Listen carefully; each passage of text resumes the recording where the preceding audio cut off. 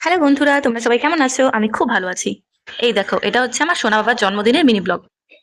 তো ওর জন্মদিন, তাই আমি বসে বসে বেলুনগুলো ফুলাচ্ছিলাম। আর ও এত ভয় পাচ্ছিল বেলুন ফুলানো দেখে। বেলুনগুলো ফুলিয়ে আমি চলে গেলাম এগুলো লাগাতে।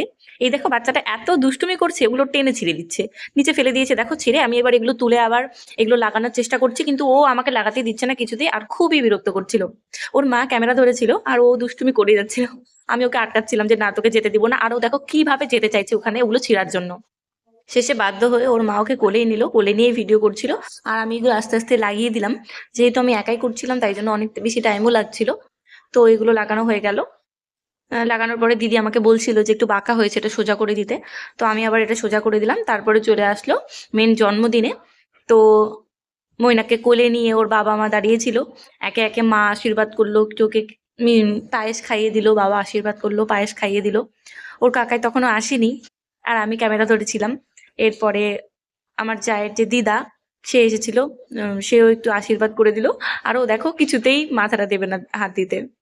তারপরে শেষে আমি একটুখানি নিয়ে ওকে কেক খাইয়ে দিলাম। কেক খাইয়ে আশীর্বাদ করে দিলাম। এই হলো আমাদের জন্মদিনের মিনি ব্লগ। টাটা সবাইকে, সবাই খুব ভালো থেকো।